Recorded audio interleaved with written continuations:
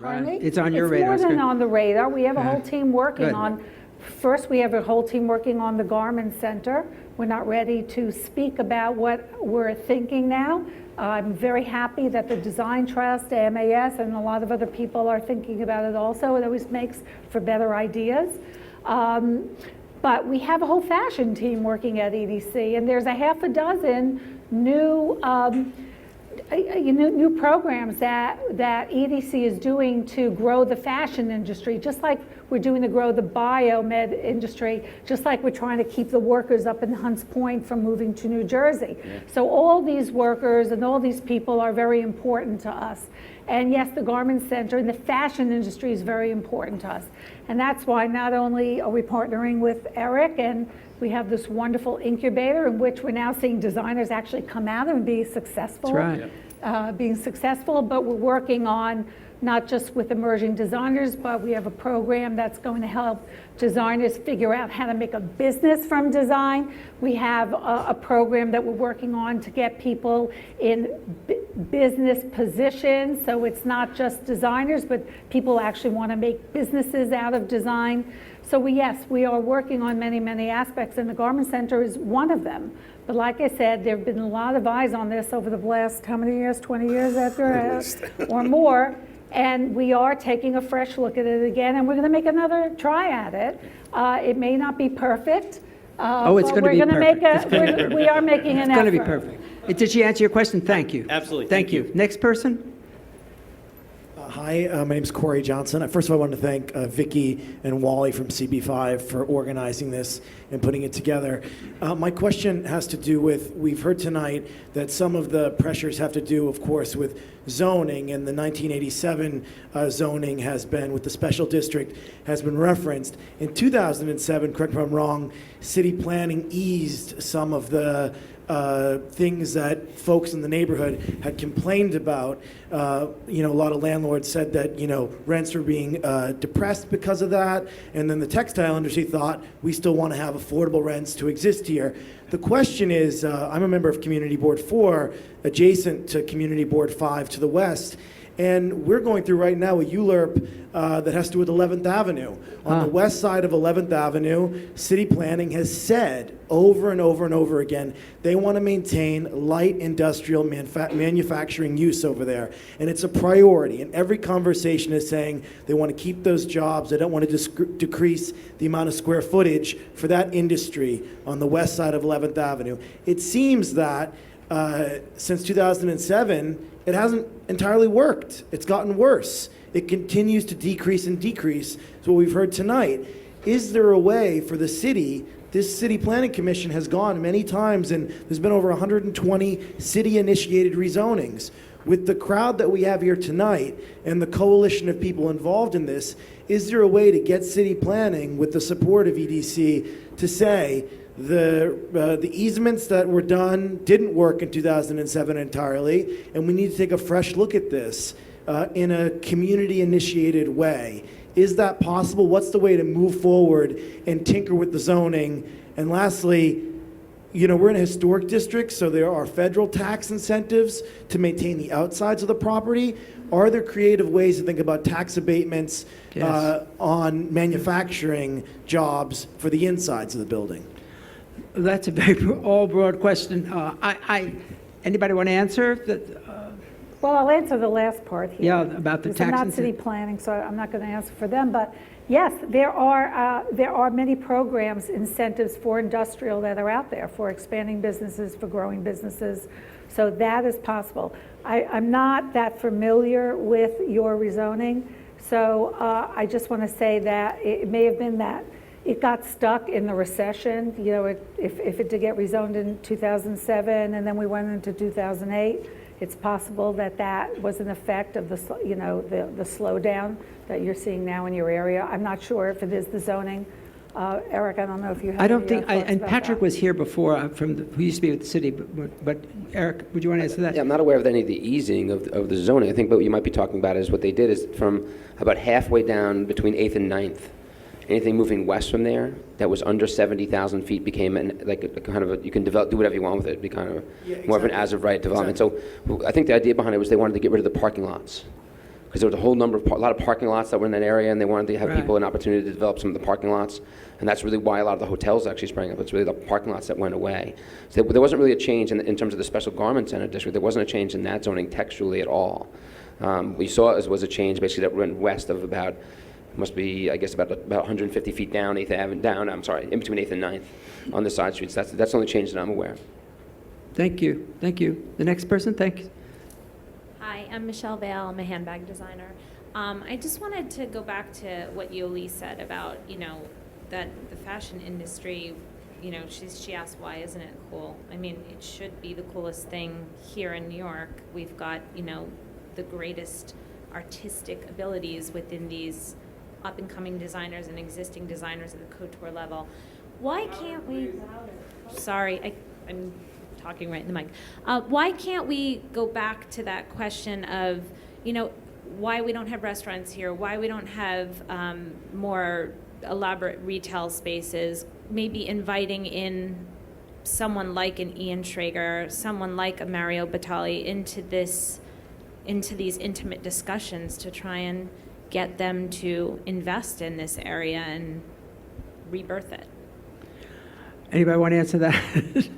I think there's a supply and demand too. I think you'll find, I heard a rumor that there's a room on top of the New Strand Hotel Yeah. that everybody is going to. And so if you haven't been, you should go. And the more those rumors start, even if they're not true, that's how the cool factor starts, and that's how the Ian Schragers begin to get hired. They don't run around. They get hired by people who want to be cool. That may be happening. But can't I'll we meet you at the invite- Strand later, by the way. Can't we invite them into these discussions to try and bridge the gap? We can, but I don't know if we get anywhere. We could, but I should answer it. Anybody else have an answer for it? Barb. No, I can take a Yeah, swing at it. I think- Barbara?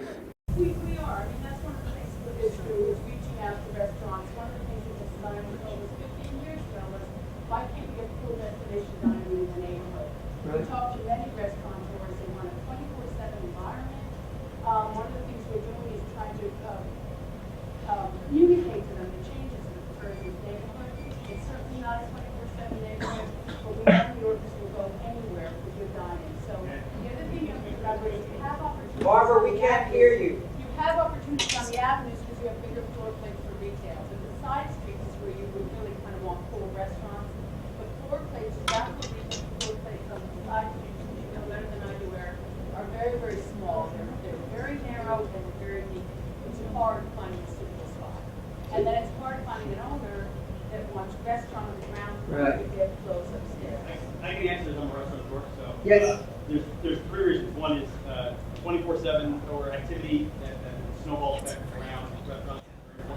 Two is the office floor plates of the fact that there's 10, 12, 14-story buildings where we have put black iron in, which to make exhaust for a restaurant becomes very expensive. It comes anywhere $15,000, $20,000 a foot, and that's not an investment restaurants want to make. So which brings me to the third reason why I think there's not a lot here. There's no visionary leadership on the landlord-owner side. There's no one coming to us the way deals were done for hotels and such like that, where they're saying, you know what, we'll invest in this because we know that if we put a great restaurant, a brand name, my partner's Tom Flickio, so if we said, someone came to us and said, we'll put you in here because we know that having your restaurant here will increase property values, increase my ability to charge $50 a foot for office space in my building, $60, $70 a foot. Need visionary leadership to do that.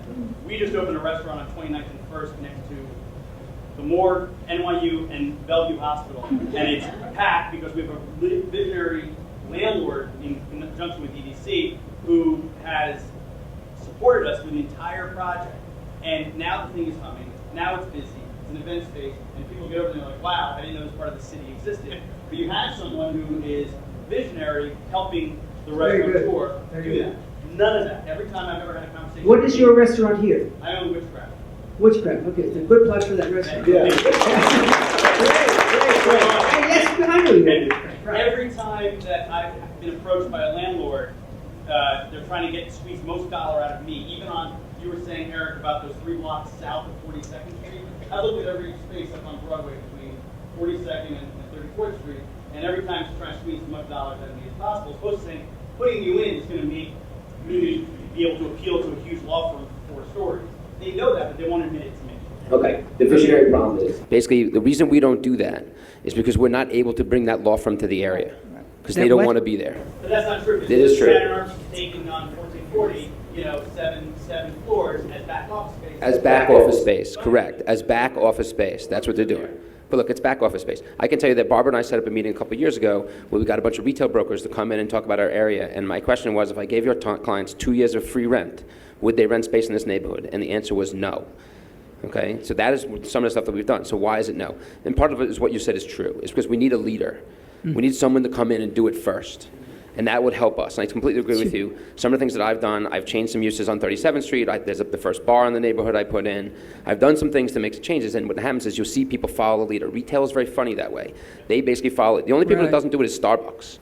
Starbucks just shows up. I don't know how they do it. I don't even drink coffee, and like there's Starbucks everywhere. I wish they served something that I wanted. It'd really be helpful. Eric, can I ask you a question? Sure. Was there ever zoning said to these hotels that they had to put space downstairs for restaurants? Was there ever part of the zoning for them getting extra height and bulk and all that crap? It's actually not. It's not. There's none. No. And no. that could have been thought out before. The theory is what we think is going to happen, and you're going to see it on 39th Street, is that since all the hotels do not have food services, Right. you're going to see food services then come in to basically support the hotel. So there's a restaurant deal that just got signed on 39th Street because there's 4 hotels there, which is basically a food, it's It's a restaurant and a bar, and unbelievable, it's pretty good stuff. And that's what we think is going to happen. So I think that's going to be the change where the hotels But are going that to help shows us the along the poor restaurants. planning. I mean, you have 20 hotels, not any space for a restaurant. That's right. It seems terrific. It's terrific. Nanette? Hi, I'm Nanette Lepore. I'm enjoying this. I just want to make a point that I think is being missed. We're standing in a Closer to the university. Use the microphone, Nanette. We're okay. here among students. We're in a university. I think that people are missing the fact that we have to protect the future for America's fashion designers. I think that we need to find a way to get more people. It's the same group in the discussion every time. We need more designers, established and new, to sit up here with us and to say that we need to save this garment center for the future. How do we do that? We need the city to get to the designers and say, it's okay to bring back one lot. We won't hold it against you if you manufacture 99% of your product overseas. But we need to open up the dialogue with more designers, new and established, and get the word out there that it is something to be proud of, to be made in America, and that our future does depend on it. It really does. And the future of students and newcomers to design depends on people giving back and a sense of civic duty. That's what it is. It's a moral obligation. I feel like I was able to establish my career here in the center, and I just think that if everyone gave back a little bit, we could survive. And how are we going to get people involved? I mean, I know it's hard for us to answer that question. We've talked about it a great deal. As a member of the CFDA, we've talked about it. We have 300 and some odd designers. We have our executive director sitting right here. I'm sure he would tell you that we talk about it a lot at the council, but somehow those things don't happen easily. It's just, you just can't wrestle them and say, get into the corral and listen. They have to be suckered in some other way. You have anything to say about that, Stephen, at all? No, he doesn't. All right. How are we going to get, I mean, we need more voices. We'll get him. We'll get him.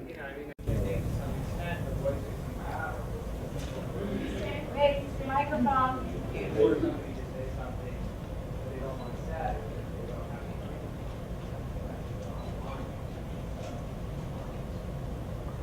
Okay. Next person. Hi, I think can you guys hear me? Yeah, use a close. That's right. You know, I just want to say one thing. Yeah.